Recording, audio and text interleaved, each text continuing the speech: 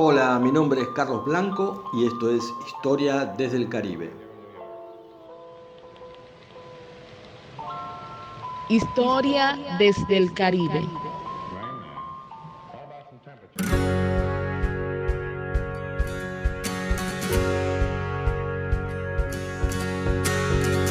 Así llegamos al capítulo 6, al final de esta primera temporada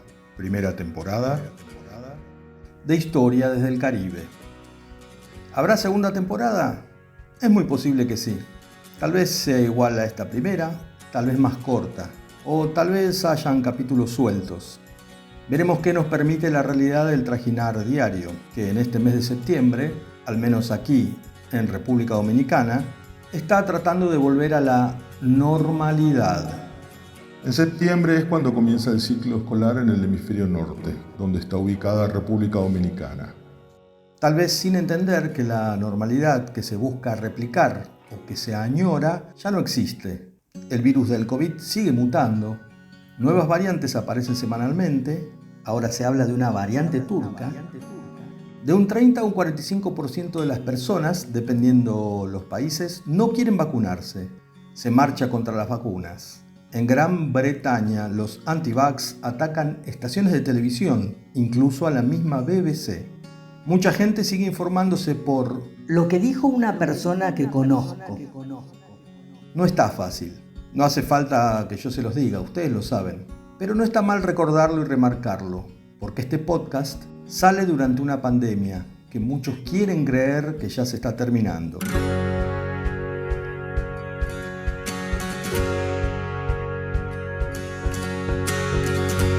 Para cuando volvamos con la temporada 2, o en el formato que sea que vuelva, hablaremos del Canal de Panamá, otro tema fundamental para entender muchísimas cosas de Centroamérica, del Caribe, de América y del dominio de Estados Unidos. También hablaremos de la colonia estadounidense de Puerto Rico. Dije colonia, quise decir Estado Asociado de Puerto Rico. Tal vez sea interesante hablar de Jamaica, otra de las islas de las Antillas Mayores, y por supuesto hay que hablar de Cuba, la Cuba posterior a la guerra, de la que hablaremos en el capítulo de hoy.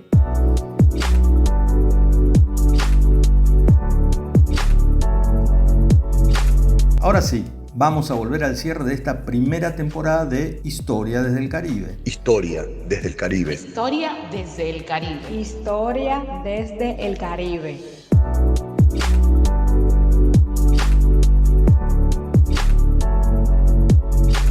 En el capítulo 1 hablamos de la llegada de España a Quisqueya, a la isla La Española, luego Santo Domingo, luego República Dominicana y Haití. Nota al pie. Surgieron algunas preguntas sobre la llegada de Colón a América. Don Cristóbal pisó tierra por primera vez en nuestro continente en una pequeña isla de las Bahamas llamada Guanajaní, a la que bautizó San Salvador. De allí pasó a Cuba y de ahí fue que recién llegó a República Dominicana el 5 de diciembre de 1492. En el segundo capítulo, la era dorada de la piratería, el temible Barba Negra, el pirata Morgan y los corsarios que robaban para la corona. En el siguiente capítulo, Haití, un capítulo en el que terminaba diciendo que veía difícil que este país tan pero tan castigado encontrara alguna vez sosiego. Lamentable y ominosamente no me equivoqué. 2 semanas antes de que este capítulo saliera al aire, Haití sufrió un terremoto que dejó más de 2.200 muertos. La infraestructura del sur destruida, 60.000 casas derrumbadas o comprometidas y al menos 600.000 personas afectadas. Además, dejó aún más en evidencia la tremenda debilidad del Estado haitiano. El alcalde de Carrefour, una de las zonas más afectadas, tuvo que negociar con una de las bandas armadas que controla esa zona para que dejaran pasar la ayuda humanitaria para los afectados por el sismo. Esa realidad se repite alrededor de Puerto Príncipe, capital de Haití. Son bandas armadas las que controlan 3 de las principales entradas a la capital haitiana. En el capítulo 4, las hermanas Mirabal. ¿Hablamos de ellas o hablamos de Trujillo? Tuvimos que hablar de ambos. Su asesinato sucedió durante la larga noche de 31 años en las que Trujillo estuvo en el poder de República Dominicana. Hoy, en honor a la lucha de las hermanas, el 25 de noviembre se conmemora el Día de la No Violencia contra la Mujer. Aquí en República Dominicana, su imagen se encuentra en uno de los billetes del peso dominicano y una provincia lleva su nombre. Y la semana pasada, el capítulo 5, los orígenes del expansionismo y del imperialismo estadounidense. Con el capítulo ya cerrado y entregado, sobrevino la crisis de Afganistán. Una debacle anunciada y la vuelta del talibán al poder de aquel país que se ha sacado encima a lo largo de su historia al imperio persa, al imperio británico, a los rusos y ahora a los estadounidenses. Ojalá este capítulo haya echado un poco de luz sobre esa sana costumbre de los Estados Unidos de concurrir a ayudar a países que no habían pedido ayuda. Y así, tras este repaso, llegamos al capítulo final, el capítulo número 6. El fin del Imperio Español, o lo que todavía quedaba de él. También podríamos llamarlo Chau Chau Adiós Imperio Colonial Español en América. O Imperio Colonial Español a secas. Pero no sé si suena lo suficientemente serio.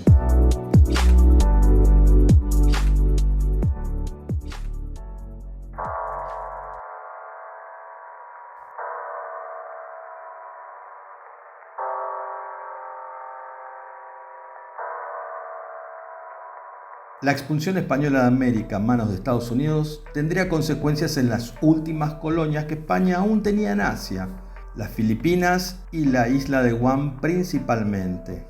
Las primeras vendidas a Estados Unidos por $20 millones. De las Filipinas ya hablamos algo en el capítulo anterior, cuando expliqué someramente la masacre que los estadounidenses llevaron adelante en aquellas islas que habían pertenecido a España durante más de 3 siglos.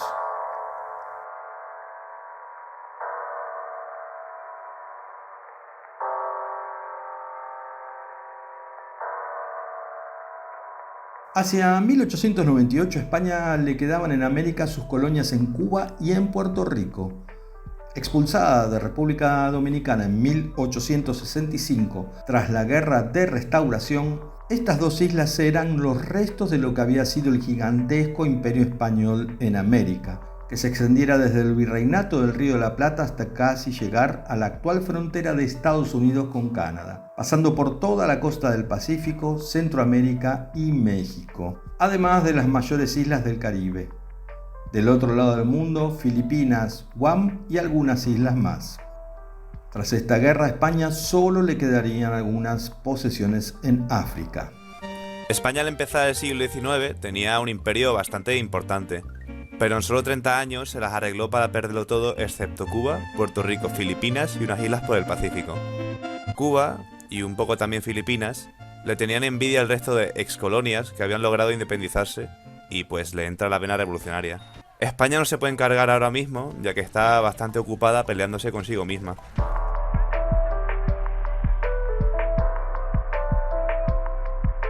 Vamos a usar un poco el lenguaje futbolero. La derrota de España a manos de Estados Unidos estaba más cantada que el resultado de un hipotético partido del Real Madrid versus Torino, pero no el Torino italiano, sino el que juega en la liga local de Bariloche, en Argentina.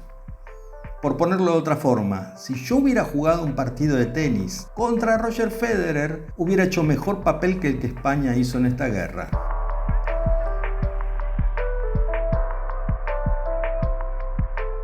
Uno de los problemas fue que España entró en esta guerra absolutamente convencida de que iba a vencer al poderío militar estadounidense, que contaba con una cantidad tan grande de ventajas que a nadie en su sano juicio se le hubiese ocurrido comenzar siquiera una discusión con un contrincante como Estados Unidos. Peleaba cerca de su casa, tenía un poderío industrial notable y se había fortalecido tras el fin de la guerra de secesión, en la que por otro lado el desarrollo armamentístico había sido fenomenal. Aunque sus fuerzas armadas no luchaban desde esta guerra de secesión, estaba en camino a hacerse un espacio en el concierto mundial de las naciones. Medio a los tropezones, pero era una potencia en alza. Mientras que las fuerzas armadas de España estaban desgastadas y divididas por las luchas independentistas en Cuba y en Filipinas.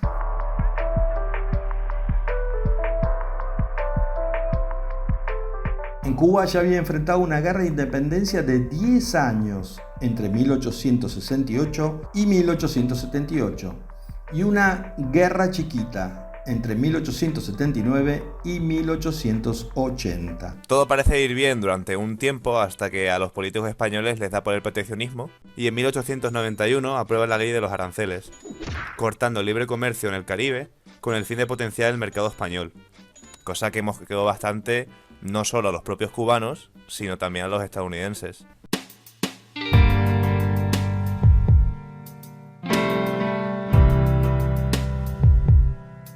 En 1895 se encontraba en medio de otra, la guerra necesaria, donde destacaría la figura del gran José Martí. Además, España sufrió una crisis interna desde 1868, cuando fue destronada en una revolución la reina Isabel II. En tanto, en Filipinas la guerra independentista había comenzado en 1896. Tampoco supo entender España, encerrada en su orgullo colonialista, los tiempos que se venían. América para los americanos.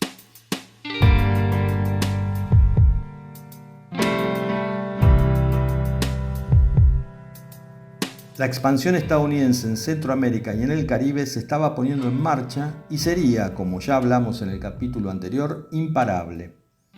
Pero inflamada por un espíritu nacionalista que se negaba a que la realidad lo contradijera, España entró en esta guerra con el pecho inflado. Inicialmente, el gobierno español, con enormes problemas para seguir financiando y sosteniendo la guerra contra los independentistas cubanos, quería venderle la isla a los estadounidenses, que ya se habían ofrecido a compararla. Así como en 1821 le habían vendido Florida. Pero las fuerzas nacionalistas españolas, apoyadas por una prensa sensacionalista, se opusieron y hasta casi que obligaron al gobierno español a ir a la guerra contra la potencia de América del Norte. Por el lado español, la lucha en Cuba contra los independentistas, en la que destacaban los luchadores mambises, se hacía cada vez más difícil y costosa en todo sentido, tanto en lo económico como en el humano. En medio de estos enfrentamientos, las autoridades españolas en la isla caribeña establecieron un sistema de reservaciones, un sistema con el que pensaban que iban a controlar las relaciones entre los habitantes cubanos y los independentistas. Este sistema produciría enormes problemas en la producción de alimentos, lo que provocaría entre 200 y 400 mil muertos del lado cubano, lo que a su vez provocaría que los independentistas cobraran más fuerza y consiguieran aún un apoyo mayor para su causa.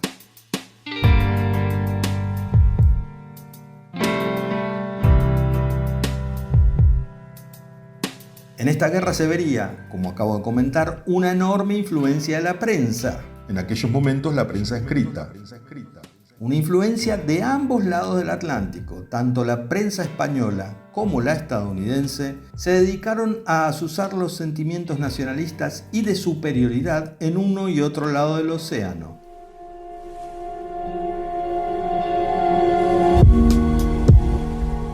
Una referencia cinematográfica para tener en cuenta. La película El Ciudadano Kane del año 1941, considerada por muchos como una obra maestra del cine y ciertamente la mejor película de Orson Welles, muestra cómo un magnate de la prensa usa sus medios para empujar a Estados Unidos a embarcarse en la guerra contra España. El personaje principal de este film estuvo inspirado en el magnate de los medios William Randolph Hearst, quien en su momento llegó a tener 28 diarios nacionales y ser dueño de editoriales y radios. De hecho, Hearst intentó por todos los medios evitar que esta película se estrenara.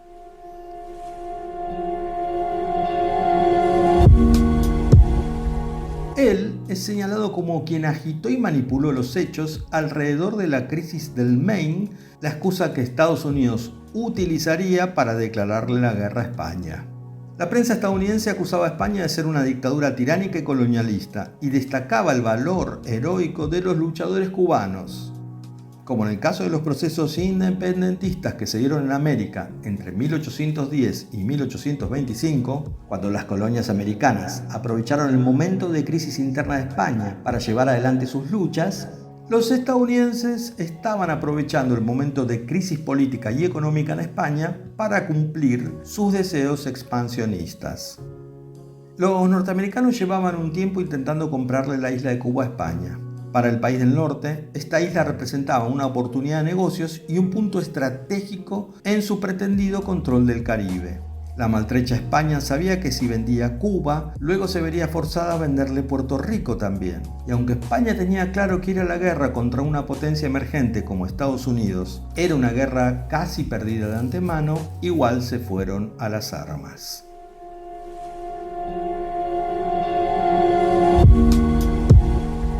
La excusa, el incidente Maine. La excusa, el incidente Maine. El 25 de enero de 1898, Estados Unidos, sin previo aviso, manda un acorazado de segunda clase, el Maine, a La Habana. La excusa que dieron, que luego se repetiría a lo largo de muchas de las intervenciones llevadas adelante por los estadounidenses, fue: lo enviamos para proteger los intereses norteamericanos. El envío de este buque de guerra fue lisa y llanamente una provocación.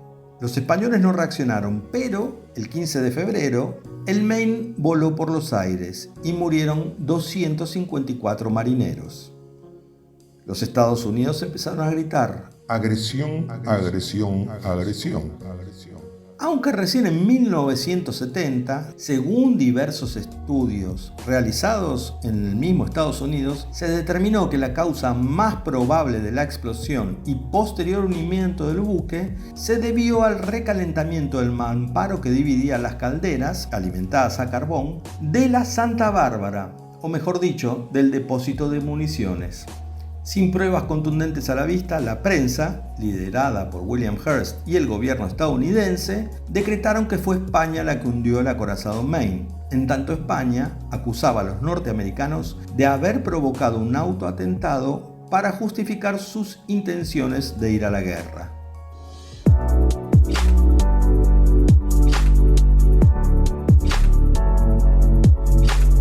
Estados Unidos enviaría un ultimátum a España exigiéndole que se retirara de Cuba, ultimátum que obviamente fue rechazado por los españoles. El 25 de abril de 1898 los norteamericanos le declaran la guerra a España. Los norteamericanos culparon a España de haber provocado el hundimiento del barco. A pesar de que las sucesivas comisiones de investigación no arrojaron luz definitiva sobre este caso, el gobierno de los Estados Unidos empleó el hecho como argumento para declarar la guerra a España. Y el 25 de abril de ese mismo 1898, los Estados Unidos nos declaraban la guerra. Comenzaba así un proceso que terminaría para España con la pérdida de las últimas provincias de ultramar, Cuba, Filipinas, Puerto Rico y Guam, y que para los Estados Unidos significó el comienzo de su expansión internacional.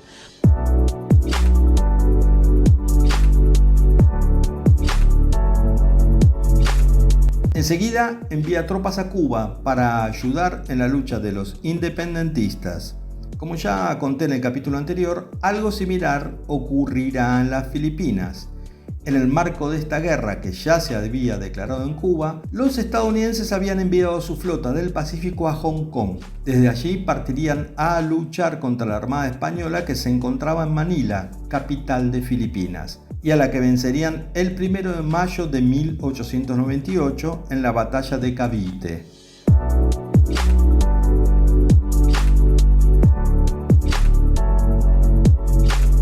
Pero volvamos al Caribe. A principios de junio, los Marines logran desembarcar en Guantánamo. Además, toman la isla de Guam en el Pacífico sin que se les presente ninguna resistencia.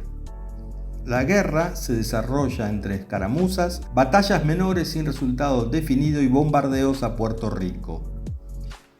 La balanza comenzará a inclinarse cuando el 3 de julio se dé la batalla marítima de Santiago de Cuba, en la que la flota española es totalmente destruida.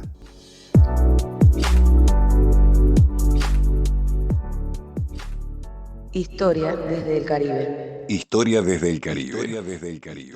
Historia desde el Caribe.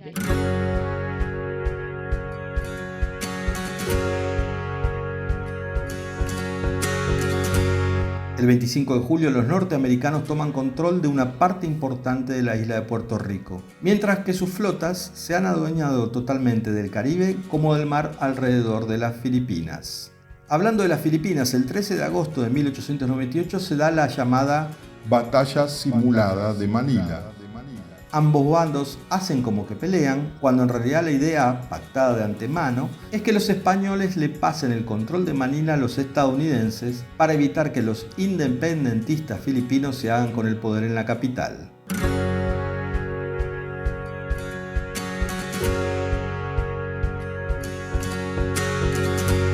La guerra finalizaría en ese mismo agosto y la paz se rubricaría en el Tratado de París, firmado el 10 de diciembre de 1898 en la capital francesa. En las negociaciones de paz solo hubo dos participantes. Cuba quedó afuera y fue ocupada militarmente hasta 1902 por los estadounidenses. Filipinas, tras pérdidas humanas gigantescas, se convertiría en colonia estadounidense hasta después de la Segunda Guerra Mundial.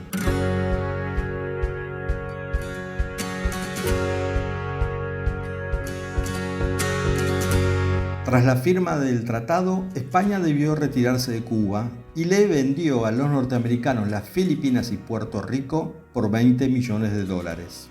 En España, esta guerra, que marcó el final de sus años de potencia colonialista, es conocida como el desastre del 98 y provocaría una ola revisionista en aquel país, desde la filosofía hasta en el arte en general. Los norteamericanos habían empezado una agresiva campaña comercial contra nuestros productores.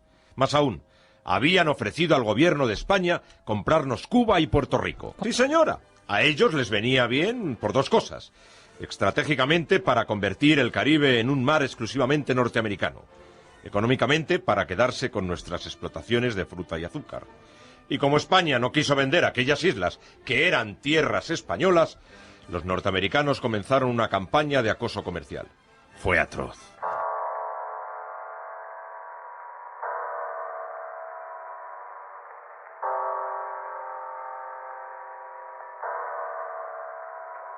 Esta guerra obviamente tendría grandes consecuencias para todos los involucrados. Para Estados Unidos significaría el espaldarazo final que demostraría al resto del mundo que sus aspiraciones hegemónicas eran cosa seria.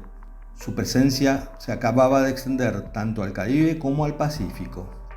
Para España sería el fin de su imperio y un choque de frente con la realidad de que ya no era lo que había sido, a pesar de la negación con la que los más insuflados nacionalistas empujaron al país a aquella guerra.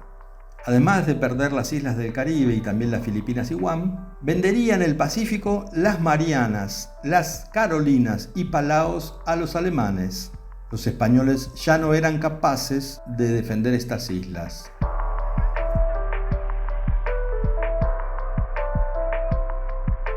Para Cuba representaría el inicio de una independencia controlada por Estados Unidos, para luego convertirse en un patio de juegos para los estadounidenses y un territorio propicio para sus negocios. Referencia cinematográfica sobre este tema: El Padrino 2, de 1974, dirigida por Francis Ford Coppola.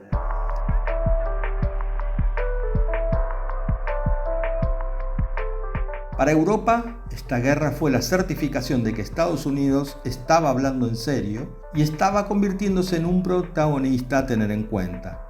Tan en cuenta debían tener a esta potencia emergente que tras la Primera Guerra Mundial se convertiría en la potencia predominante en el mundo.